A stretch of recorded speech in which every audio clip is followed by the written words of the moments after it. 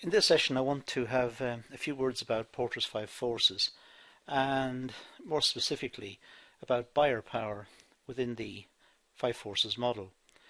I'm going to look at some general comments about the place of the buyer within this system. Some very general comments, not very sophisticated, but give some background nonetheless.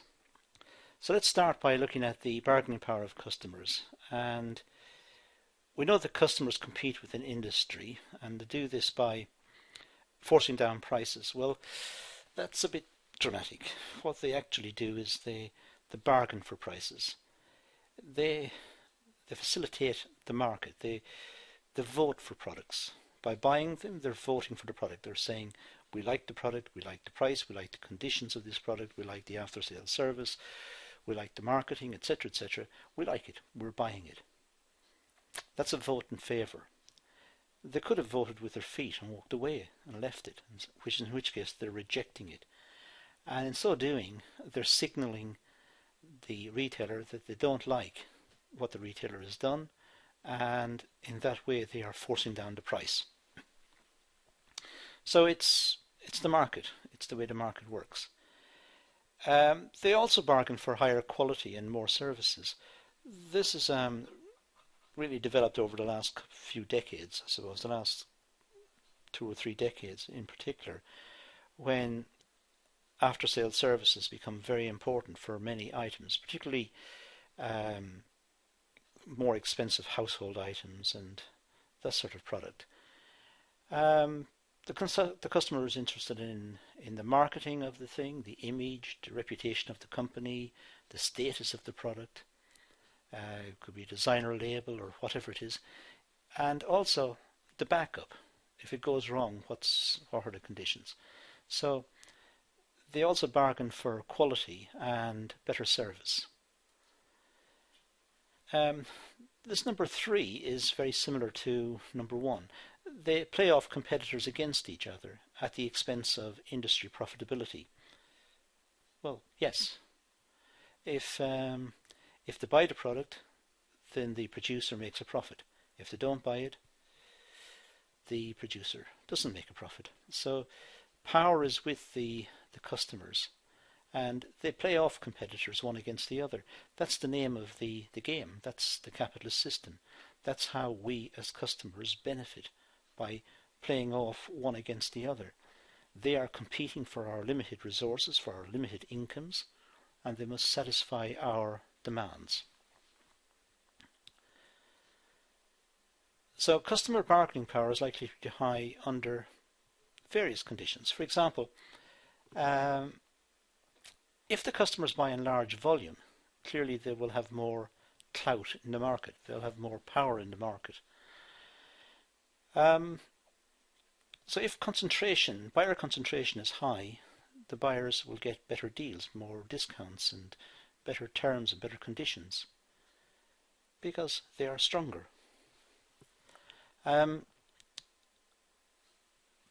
If they come together, they can use their strength as leverage for bargaining purposes. If they're just individuals placing small orders, then they are weak and they can't extract perhaps the best deal. Now, what are the bargaining power of customers? Well, they're various. For example, the supplying industry, if it's composed of a large number of small operators, then the small operators will be competing amongst themselves, competing aggressively perhaps on the basis of price or image or quality or backup or whatever it is. So customer power will be strong when the suppliers are weak. If the buyer has a choice between which supplier to choose, then the suppliers are weakened by the buyer choice. If the product is undifferentiated, if all the products are the same, and if they can be replaced by substitutes, then the consumers are in a fairly strong position. If there's nothing special about the product, if all the products are identical, if they're all undifferentiated, what would make the customer want to buy one particular one? So the sellers have a problem. For example, petrol. For example, unleaded petrol. Unleaded petrol is all the same, essentially. It has to be for technical reasons. It goes into different types of cars. So it must be roughly the same, I guess. That means that if one seller puts its price up by a lot, that seller will sell virtually nothing. Customers will move to a different one. Why should they buy it from that person?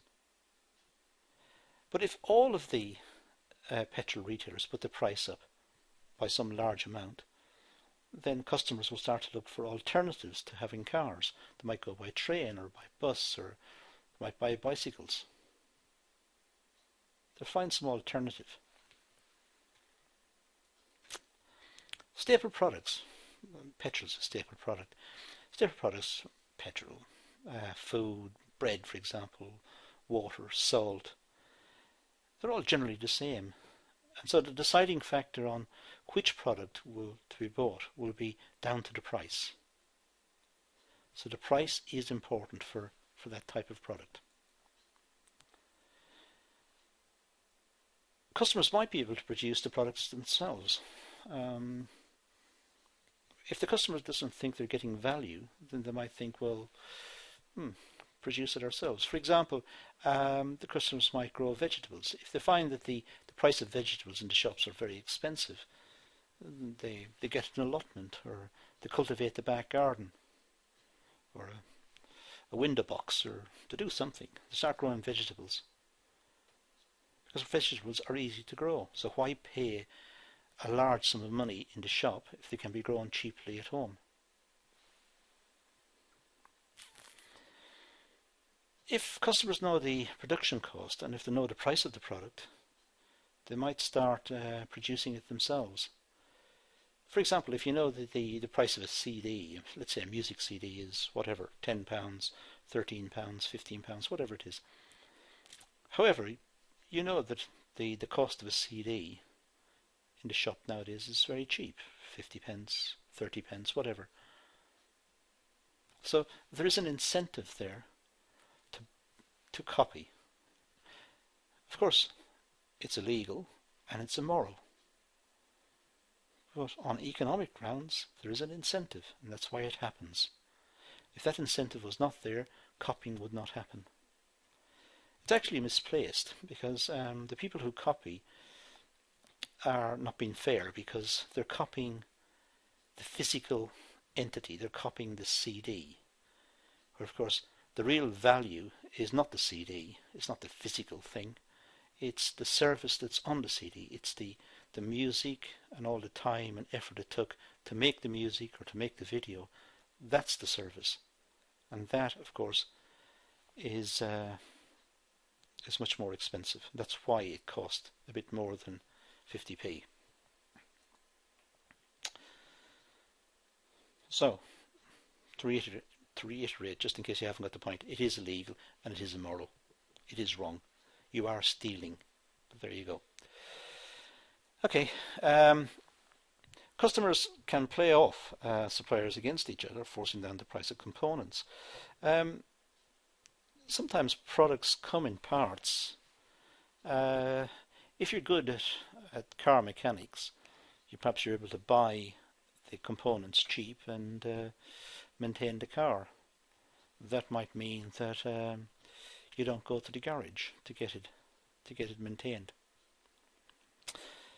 Let's run across these and see what we've got. We started by looking at customers buying in large volume. Well, yes, that will give customers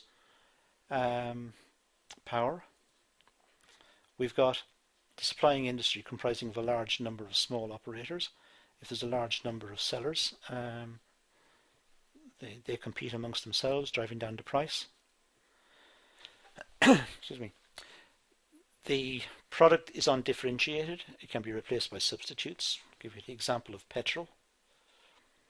The customers may be able to produce the product themselves, sometimes illegally, but we talked about that. Customers may know the production cost of the product. Number 4 was about growing vegetables. Number 5 is about making products themselves. And an example of all of these that is often kicked around in the books are supermarkets. Customers play off supermarkets against each other, forcing down the price of some food. Supermarkets must get the price right. If the price is too high, the customers will vote with their feet and leave it, in which case the supermarket has to cut the price and have a sale or 2 for the price of 1 or whatever it is. If they get the price too low, it'll be sold out and they won't make as much as they could have made had they got the price correct in the first place. So those are a few comments about buyer power within the Porter 5 Forces framework. I hope those are of some use, some background to buyer power. I'll produce some more to cover the other forces, so keep an eye out for those. Thanks for listening.